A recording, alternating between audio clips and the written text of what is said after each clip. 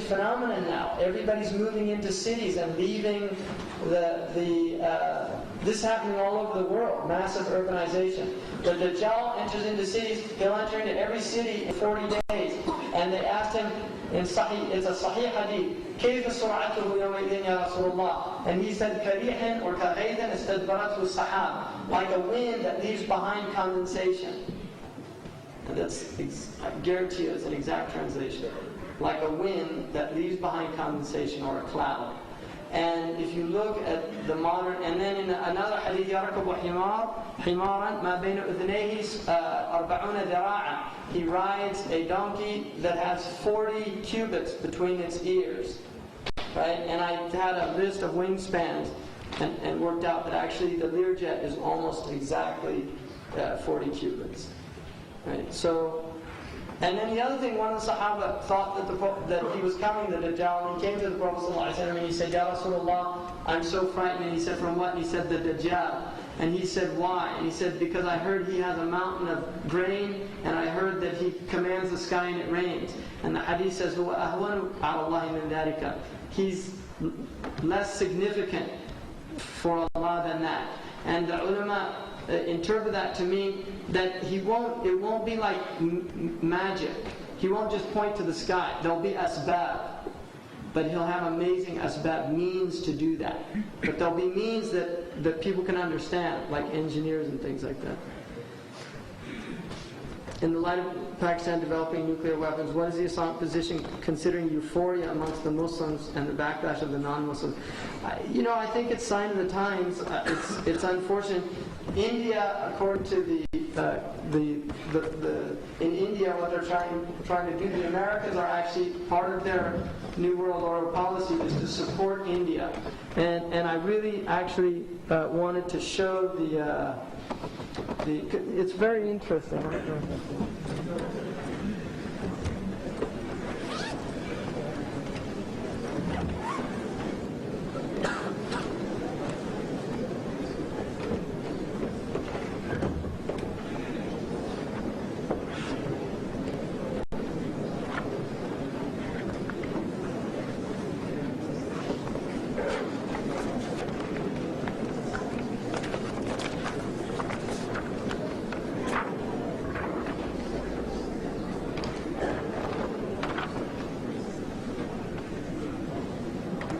You can see here, this is from Huntington's thesis, and what he's saying basically is that the next war is a civilizational war between civilizations, and what he's saying basically is that when we look at civilizations, the question is no longer which side are you on, but who are you, right? The question is no longer which side are you on, but who are you? Which is why in Oklahoma, when there was a bombing, some people they saw some Muslim immigrant there, and they were going to attack him. He said, no, I'm not one of those kind of Muslims. Like, I drink, and it doesn't make any difference. They don't care. Even if you're a bad Muslim, if you're a Muslim, they don't care, I guarantee you. They don't care if you're a secular Muslim. If you have a Muslim name, particularly if you're brown, right? Because he's very obsessed with brown people in the book. It's all.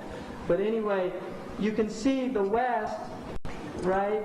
These links here are less conflictual. So the broader the white is, the less conflictual it is with the West. And what he's saying is the West, right, this is the civilization that has to maintain its supremacy over the other civilizations.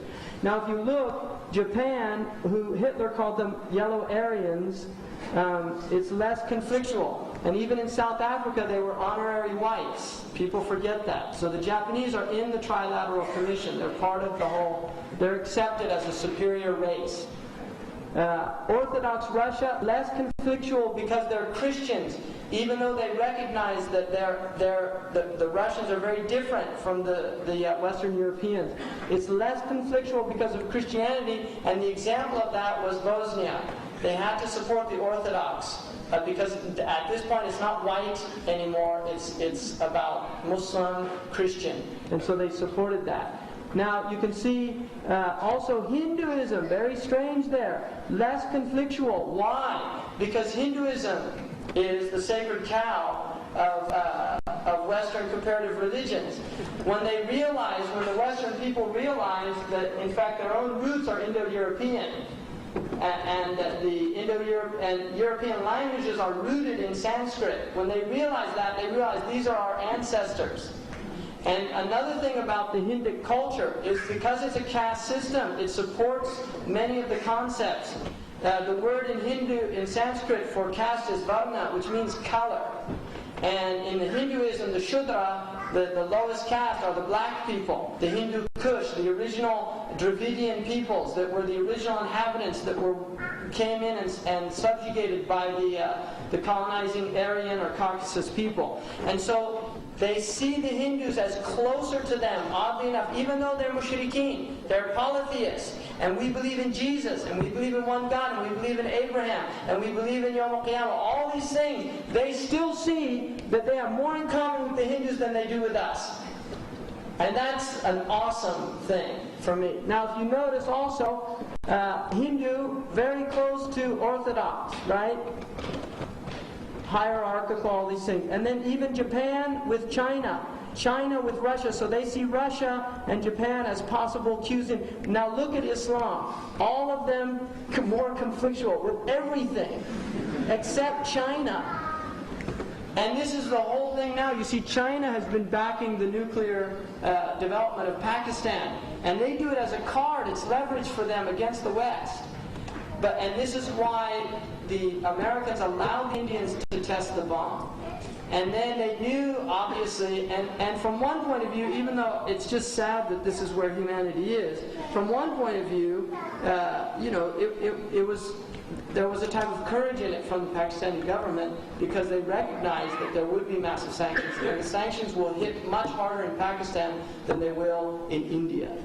And even though I think Islam is very much opposed to nuclear weapons, if your enemy has a nuclear weapon, I think it would be prudent as a deterrent that you would have that. And I think there's Quranic justification for that. But again, لا يعذب بالنار إلا رب النار. No one can punish with fire except the Lord of fire.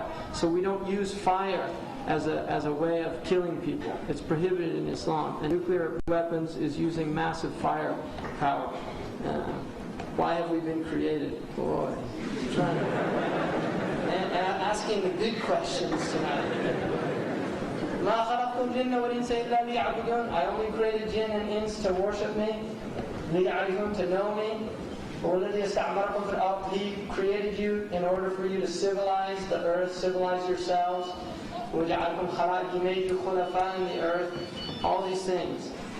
But moreover and above everything, we were created to know Allah. That's why we were created. We're sentient beings. We have consciousness. You mentioned innovation. What is your comment on technology correcting the problems that technology caused? I mean, it's a vicious cycle. Technology creates. For every problem it solves, it creates 10 problems, and then you have to and it keeps the engineers busy, it keeps them in jobs, but I mean, I'm not a Luddite. I'm not against technology. I don't think Muslims are against technology. But there is a type of technology, which is Western technology, that has to be recognized for what it is. It has embedded in it a social system. It's not simply pure disembodied technology. There is a social system. It is a result of choices that these societies made based on worldviews. There are many people think that the Ottoman Turks were backward because they prohibited the printing press in Ottoman culture for 400 years, even though the Europeans had it. The ulama, if you read their fatwas, their extraordinary fatwas and their insights, they actually considered it a sacrilege